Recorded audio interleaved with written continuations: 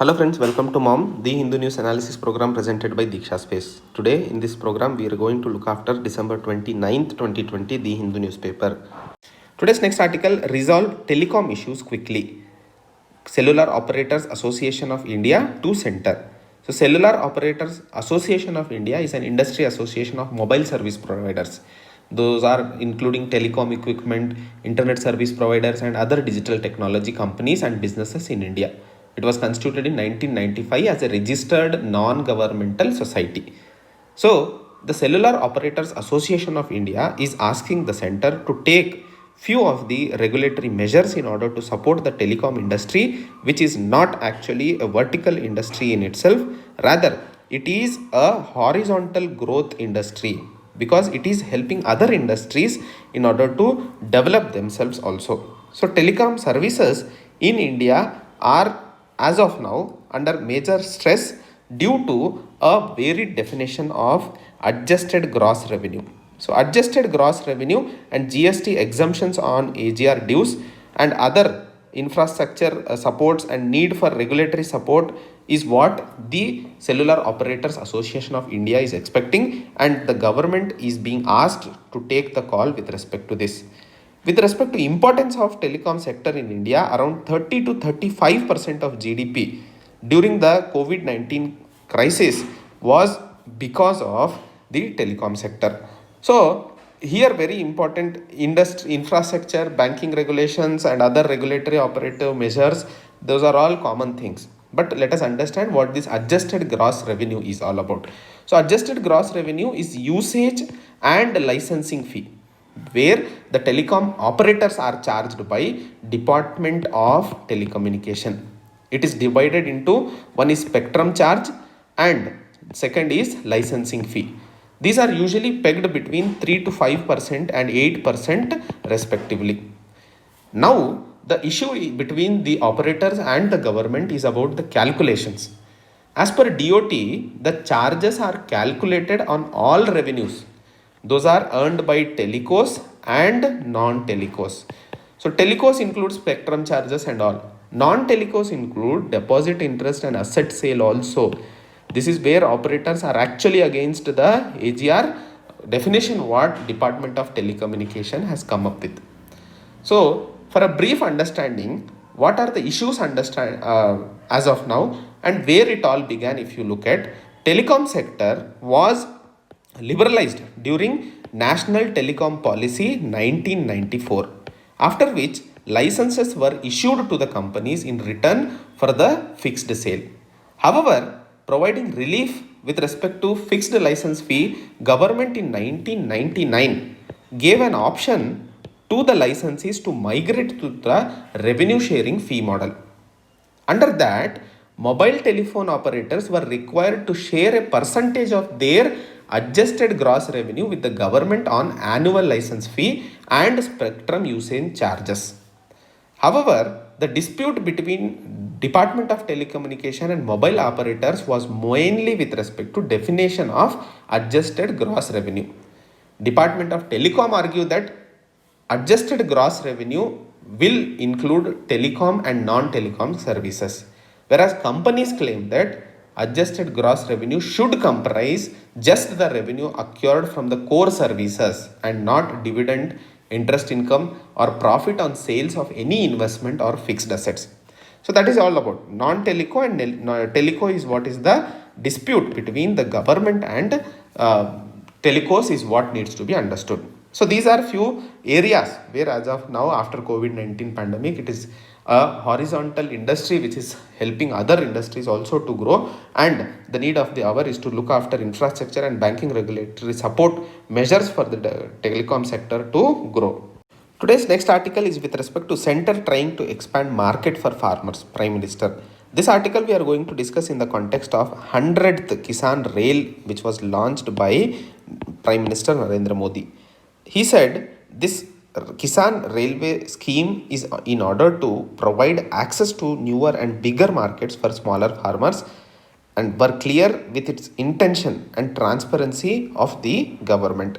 So the government is trying to transform the economies of Indian agricultural situation while strengthening the country's cold supply chain. Previously, these rails were organized, or these rails were run once in a week, but now it has made sure that with the respect to demand, it is running 3 days in a week.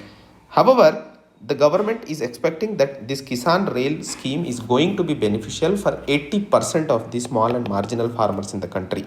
So the major issue what government is trying to tackle is cold chain issue problem. So this cold chain for the perishable goods, where it can be sent to different parts of the country as per the requirement, is the need of the hour, and the government is trying to tackle the same problem. Here is what needs to be understood at the first point. And there is another scheme called Krishi Udan scheme, which we are speaking here. So the Krishi Udan scheme is a scheme which was launched by Aviation Ministry, and it assists farmers in transferring or in transporting agricultural products so that it improves their value realization. Ultimately, Ministry of Civil Aviation on international and national routes will be helping the farmers to supply their goods to the location, which will help them to realize the real value of the goods, is what needs to be understood. So Krishi Rail and Krishi Udan are the two schemes which needs to be understood very clearly with respect to the farmers development. Today's next article, dealing with India's two-front challenge. In this article, we are going to discuss with respect to what this two-front challenge India is actually going to face in the future, and what are the steps or what are the strategies and what diplomacy level India should follow in order to contain the two-front challenge. As we all know, there have always been a crisis situation with respect to line of actual control and line of control. Line of control with respect to Pakistan, line of actual control with respect to China. There were many opinions with respect to the situation wherein there can be a situation arising out of where India will have chances of war with respect to Pakistan and China simultaneously. There were experts saying that both the countries, or China, which is militarily strong enough, we have diplomatic issues or diplomatic relation from very long time, and there are very less chances with respect to war with China. However, the conflict with India is where economic and diplomatic and political ties are going to be in question with respect to the same things on the both fronts, and there were no chances with respect to having a two-front challenge. But in this point of time, or in this point of conflict what we are seeing at the both ends, it is understood that the time has come in order to have an understanding or develop a strategy with respect to two-front challenge. So intrusions, if you look at the Chinese intrusion in Ladakh this May, has led to a violence where clashes between Indian Army and People's Liberation Army, and many of the Indian soldiers have also died. On the other end, Chinese army has also suffered the damage. If you look at the other end, line of control side, Pakistan has steadily increased the ceasefire violations 4 times compared to 2017 and 2019. This is clear violation and clear indication of Pakistan trying to exacerbate the situation. Pakistan has moved around 20,000 troops in Gilgit-Baltistan region, which is matching Chinese deployment in eastern Ladakh. If you look at the China and Pakistan military links, today China is in sync with Pakistan, and China has always looked at Pakistan as a counter to India's influence in South China. The military cooperation between China and Pakistan is growing, and China is accounting for around 73% of arms imports to Pakistan between 2015 and 19. However, there were exercises between Pakistan Air Force and People's Liberation Army Air Force also, where they have shown stronger capabilities and stronger sustainability to enhance interoperability between them with great strength and harmony. If you look at this, the threat could be a great manifest or a clear manifest, and type of capabilities that India should build up to counter it has to be a clear motive strategy of India. The other understanding about the Pakistan front of war is Pakistan will not go for full-fledged war, because it can only try for a limited military action in Jammu and Kashmir, because Pakistan will not cost benefit analysis wise, for a small piece of land it will not bear the cost, which will have a great implications with respect to economy and military wise also. So on the ground, if you see, Pakistan will only try for limited war in the region of Jammu Kashmir. On the other end, if you look at China, which is trying to be dominant, aggressive on our next door, can actually take up a full-fledged war is what needs to be understood.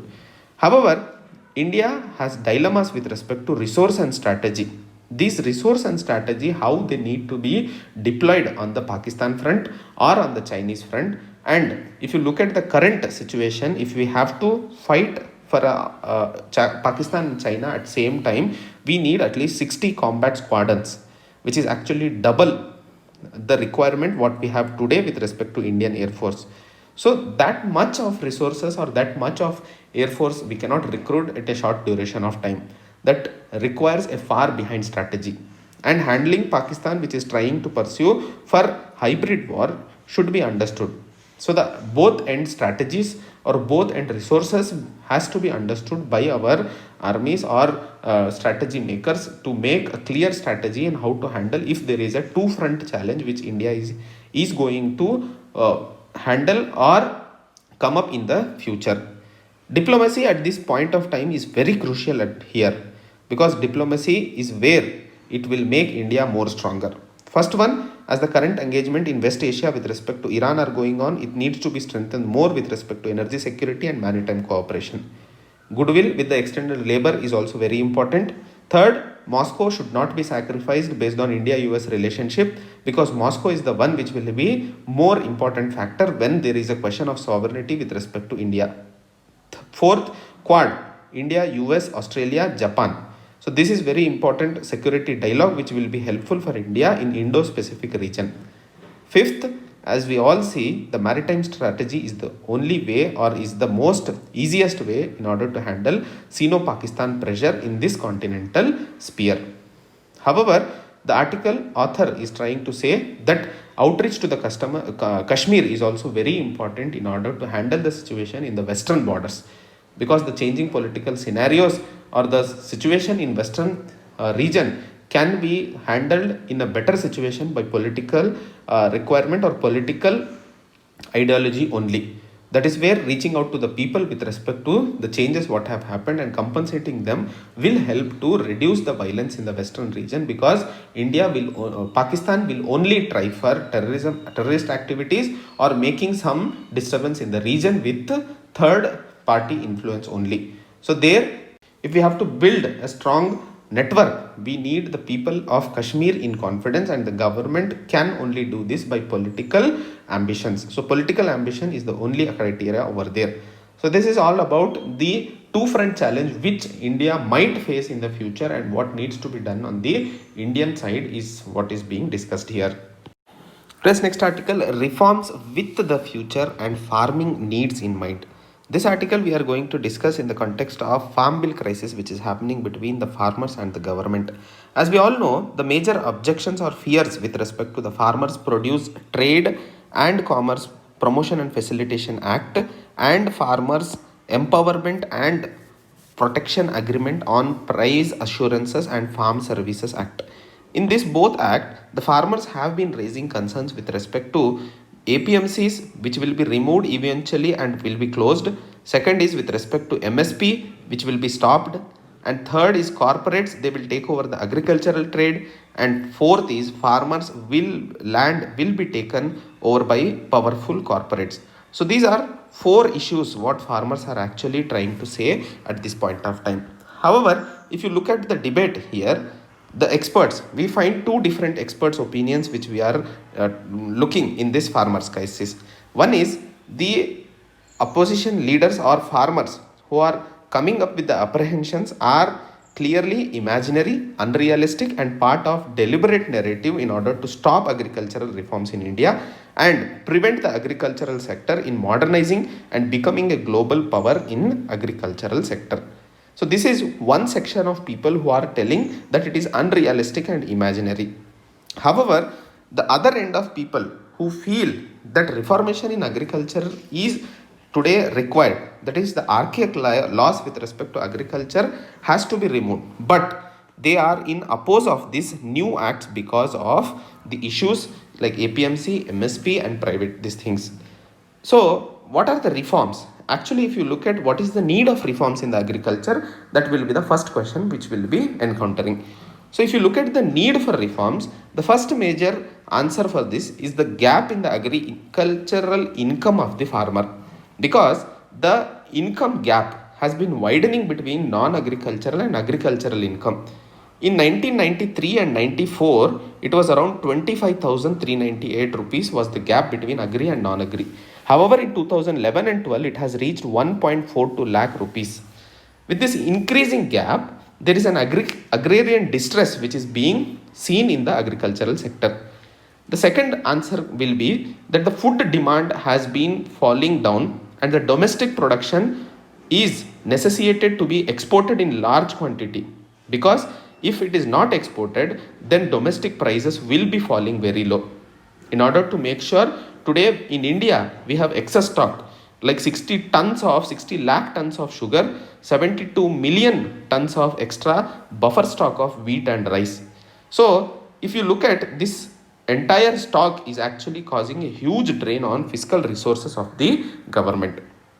So there are more exports which needs to be taken care, but on the agricultural export end also it is very difficult to push, because imports are more attractive because of the lower international prices, because domestic market has higher prices of the same goods what we are importing from other countries.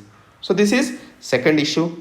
Third issue is about unemployment. Rural youth, including farmers children, are looking for jobs outside agriculture, because there is a serious problem of unemployment in the country what we are seeing at this point of time. Here the farmers are trying to move forward towards the government for remunerative prices through MSPs for most agricultural products. But in agricultural production, as the market is not moving towards the next stage of development, the growth rate of agriculture is driven by input or subsidies and output support prices. If you look at the net revenue receipt of the central government is below 9% of the GDP. And if farmers are ensured remunerative prices for their producers, that is through MSP, as per the demand put up by the protesting farmers, that will cost losses and subsidies that will take away the tax revenue of the central government. If these things are made clear to the farmers, that whatever demand they are putting up, this will take away their other subsidies or other costs whichever the government is incurring. And I am sure the article author here is trying to say that farmers will not ask for the government to give up or making the collapse of fiscal system of the government. So what is the way forward? So these are the problems. What is the present issues with respect to the reforms what are being taken up? That is what we have sought. So what is the way forward? Then it is to increase the competition of sales of their produce. That is first one. Second one is to develop modern value chains. Third, value addition to the agricultural products need to be done. Fourth, export and processing as a part of rural economic revitalization are the way forward. What the author is suggesting in this article, please note these points. These are very important for our examination, because this is speaking all the dimensions in this article. And if you look at entire thing what we have spoken till now, APMCs has nothing to do with the MSPs.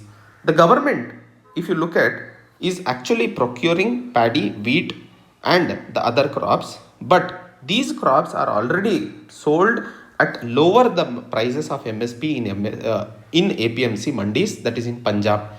However, there are necessary and sufficient conditions that MSP procurement by the government can happen with or without APMC mandis also. There are experiences like fruits and vegetables which are denotified from the APMCs, and even today they arrive to the APMC mandis because that is an additional option for the farmers. And the farmers are benefiting from the outside and the inside also. But the farmers today are genuinely asking is that the level playing field should be provided for APMCs and private farmers. Yes, even though government has agreed to go with this requirement or go with these conditions of the farmers, yet there is still concerns with respect to other issues. So what are those other issues? First thing, one is New Trading Act provision has been brought out, where the simple requirement of PAN card for traders is being taken away.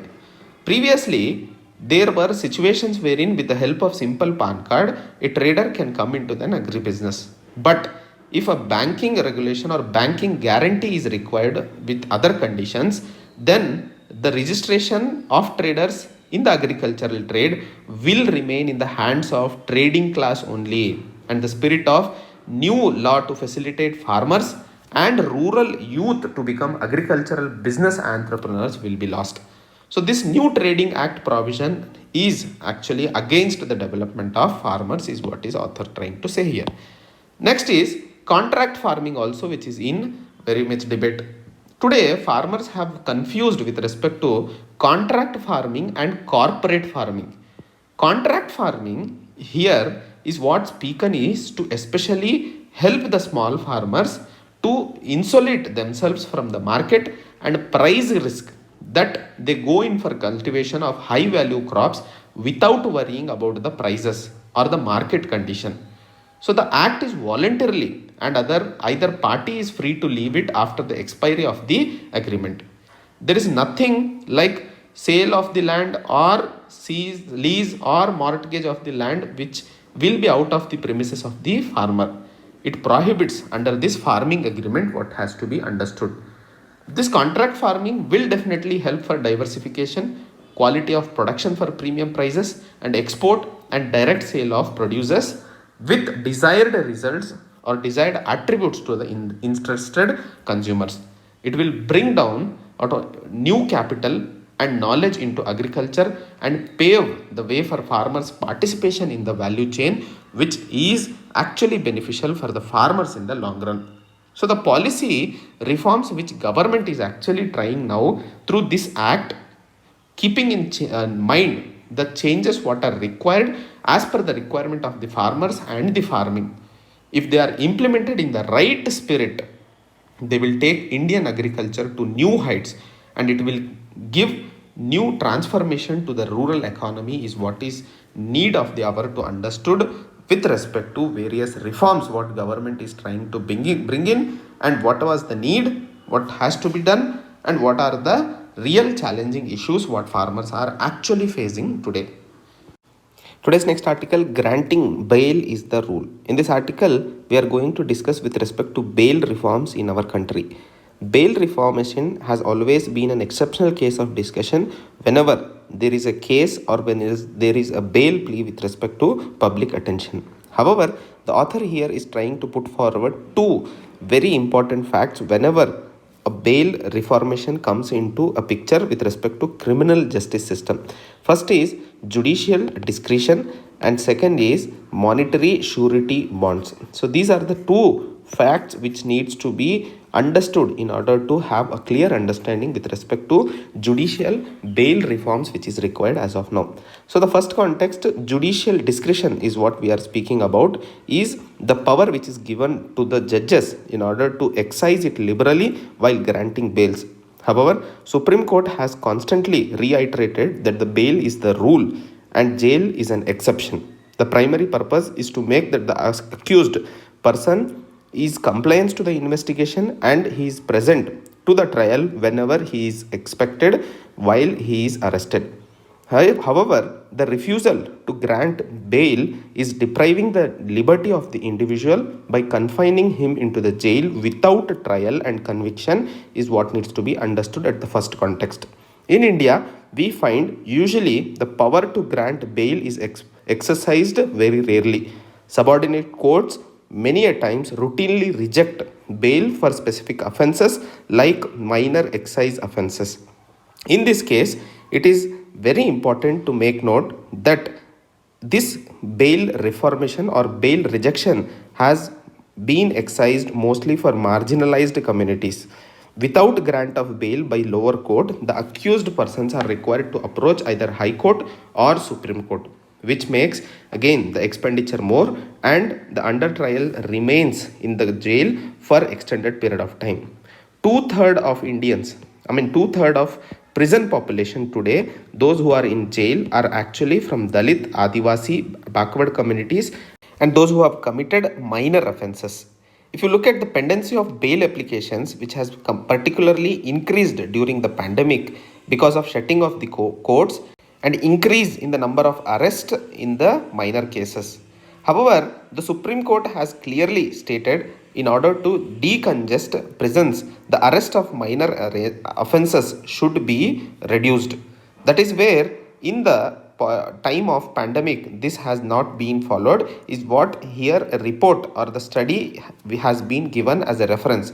That is pandemic policing in Madhya Pradesh by Criminal Justice and Police Accountability Project. So this is the project which has been taken up in Madhya Pradesh, and that is showing that it is not in consonance with the orders issued by the Supreme Court. The other way around, I was speaking about the monetary concept or monetary surety bonds in judicial reformation. So judicially, we are finding it is lagging. Second way, monetarily, if you speak, the bail amount for the subordinate courts for petty offences where the jail term is less than 3 years is around 10,000 rupees, and for High Court and Supreme Court it is around 30,000 rupees. If you look at a case in Madhya Pradesh where a 14-year-old minor was asked to put or to give a surety for 4 cases of theft and housebreaking was around 2 lakh rupees. That was in Bhopal. If this is the amount, 2 lakhs is very huge amount in the Indian context. Azim Premji University is also highlighting that the regular wage workers are 57% in India and getting less than 10,000 rupees per month. Majority of Indians are landless and their income is very less. Socioeconomic caste census as per rural landless is around 57% also, which is actually showing off. As the number of people in jails are Adivasis, Dalits and OBCs, their income or their financial background is very worse. If all this is taken into consideration, there is a clear economy of exploitation which is receiving very less attention in the discussion of reformation. Here, the grant of bail on personal bond without sureties, that is release on one's own guarantee without any monetary amount, although permissible in law, is actually seen very rare in this Indian context. 1978, there was a Supreme Court case called Motiram versus State of Madhya Pradesh, where Justice V.R. Krishna Iyer identified the issue of unreasonably higher sureties as a human right problem. And the court suggested that surety amount be determined by considering relative variables such as socio-economic locations of the accused person. Here, in this article, there is very clearly stating another case during the lockdown that the Gwalior bench of Madhya Pradesh High Court deemed it fit to impose peculiar conditions while granting bail to certain applicants. This include installing a non-Chinese LED TV at district hospital, registration as a volunteer COVID-19 warrior, and donating money for COVID-19 relief. So this was a different kind of thing which was done by Gwalior bench. This continued despite principal bench of High Court stating that bail or orders requiring the deposit of cash amount are unjust, irregular and improper. Here, the judges of lower courts and High Court have passing the same thing without any accountability and oversight by the apex court. This is ridiculous. Bail conditions can transgress personal liberty, are often paternalistic, is what needs to be understood in this article. So overall article analysis makes us understand that the society's inherent caste and class bias in judicial decisions is likely to persist even with checklist. The legacy of Motiram has been honored more in breach than in spirit. Here, jail reforms are need to be conducted in two aspects which are very important. One is judicial aspect, discretion, and another is monetary surety bonds is what needs to be understood here. So this is all about today's The Hindu News analysis, friends. We'll meet up with again new edition tomorrow. Till then, take care. Jai Hind, Jai Bharat.